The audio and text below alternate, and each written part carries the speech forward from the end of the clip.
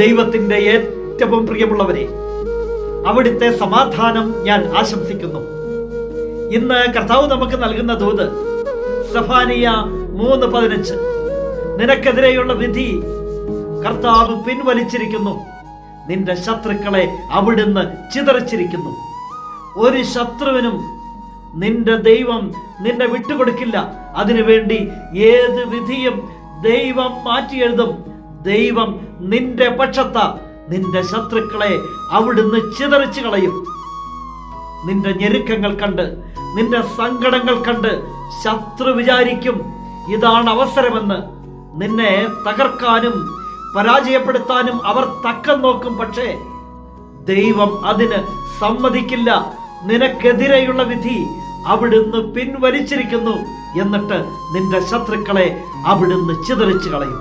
ദൈവം നമ്മുടെ പക്ഷത്ത. ആ സ്നേഹത്തിന്റെ ദൈവത്തിന്റെ മുന്നിൽ ജീവിതം കൊടുക്കാം. അവിടുന്ന് നമ്മെ എല്ലാവരെയും സമൃദ്ധിയായി അനുഗ്രഹിക്കട്ടെ.